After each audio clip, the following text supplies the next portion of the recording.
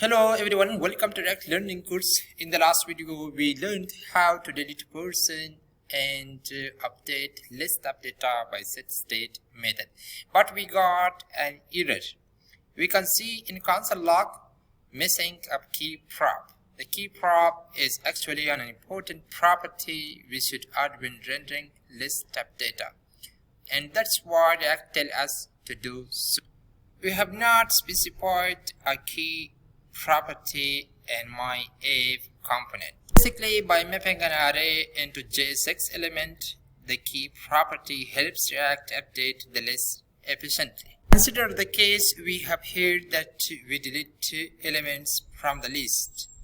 Of course, it's work. Behind the scenes, React need to point out what's actually need to adjust in the overall DOM. So by default, it will just re-render the whole list. And for a long list, this is very inefficient. That's why we should assign a key property to allow React to keep track of the individual elements. So that it has a clear property, it can compare between the different elements to point out which elements changed and which didn't, so that it only re-rendered the elements which did change and not the whole list. Typically, you probably have some ID in your elements if you get them from a database or something else like that. Chances are high you do have an ID or any other unique identifier.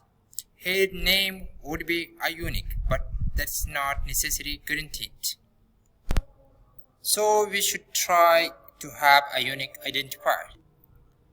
I will simply add ID here. ID can be a number, a letter, everything which should be a unique, like this, and one comma here. Copy this, paste here and paste here. Now add this property here, key equal